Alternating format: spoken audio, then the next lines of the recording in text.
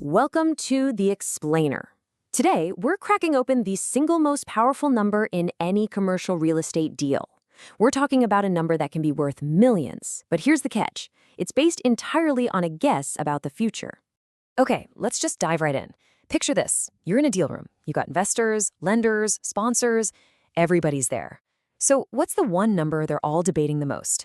You might think it's the price they're paying today, but it's not.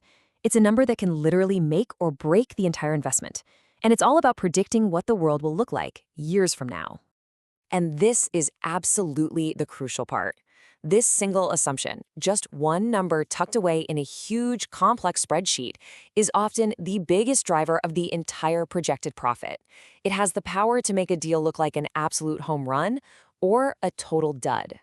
So what is this mystery number? What holds so much power over a deal's future? Well, it's called the exit cap rate. And honestly, it's the key to understanding how investors even begin to forecast their profits. The key word here, you see it, is assumes.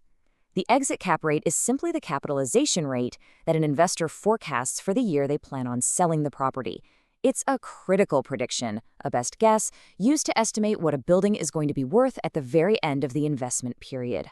Now, what's really fascinating here is just how simple the formula looks, but how profound its impact really is. You just take the income you expect the property to be making in the future, and you divide it by this assumed exit cap rate. And boom, that's your projected sale price. It sounds simple, right? But the magic and, the danger is all in that one little number you choose for the bottom of that fraction. Let's look at two scenarios side by side to see this thing in action. So imagine a property is projected to make a nice round $1 million in income the year you sell it, okay? In scenario A, you assume a 6% exit cap. That gives you a sale price of about $16.7 million. But in scenario B, if you just get a little more optimistic and assume a 5.5% exit cap, well, the sale price suddenly jumps to over $18 million. That tiny 0.5% change in your assumption has a massive effect. I mean, just think about that for a second. That seemingly tiny adjustment in the prediction created a $1.5 million swing in the property's projected value. Now you can see why this is the most argued over number in the room. So here's the thing. This number doesn't exist in a vacuum. Its real meaning, its real power comes from how it compares to the cap rate you paid when you first bought the property. The difference between those two numbers, the entry and the exit, it tells a story about what you think is going to happen in the future. And this table right here shows the three possible stories you can tell. If your exit cap is lower than your entry cap, that's called compression. You're basically betting the market gets stronger, that it gets hotter. If it's higher, that's called expansion, and that's more conservative bet, that things might cool off a bit. And of course, if they're the same, you're just assuming a stable, pretty neutral market. And this quote is so telling because it shows you how the pros think. To build in a safety cushion, a lot of them will deliberately assume the market is going to be slightly worse when they sell. And they do this by adding 25 to 50 basis points. That's just a fancy way of saying 1/4 to 0.5% to their entry cap rate. It's their way of protecting themselves from being a little too rosy about the future. But okay, how do investors even begin to make this guess? I mean, it's not just a random number they pull out of a hat. A credible exit cap rate is an educated one, and it's based on several key factors that could shape the market down the road. You really have to become a bit of a forecaster.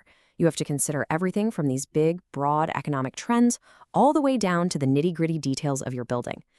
Are we at the top of a hot market? If so, projecting a really low exit cap is probably pretty risky. Are interest rates expected to rise? That usually pushes cap rates up too, since higher borrowing costs make investors demand higher returns. And of course, if you're planning to improve the property, well, then you might be able to justify a better, lower exit cap because you're selling a better product.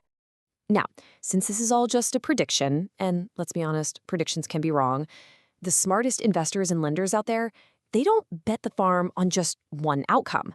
They prepare for a whole range of possibilities. This right here is the professional's secret weapon. It's called sensitivity analysis. See, instead of asking, what will the exit cap be? They ask a much, much smarter question. What happens to our returns if we're wrong? So what they do is create a table, just like this one, to map it all out. They've got their base case, that's their most likely guess, but then they model an aggressive best case scenario and a conservative worst case scenario. This lets them see exactly how much risk they're taking on and, crucially, if the deal still makes sense, even if their main assumption is a little bit off. All right, so you understand the mechanics now. Let's talk about what all this means for you, because knowing about the exit cap rate gives you this incredibly powerful lens to critically look at any real estate investment that comes across your desk. So why do we spend all this time obsessing over one number? Well, because, as this chart shows, for a ton of deals, the vast majority of the profit, we're talking 70, 80, sometimes 85%, comes from that one single event in the future, the sale.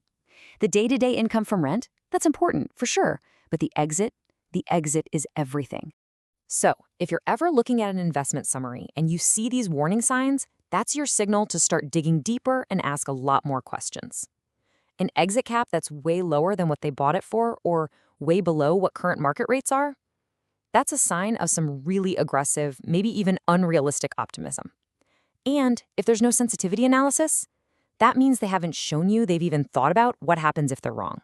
Look, the exit cap rate isn't a crystal ball. Nobody has one of those. But understanding how it works, what kind of story it's telling, and how it's being tested, that's the closest you can possibly get to truly seeing an investment's potential future. It isn't just a number, it's the key to the entire story.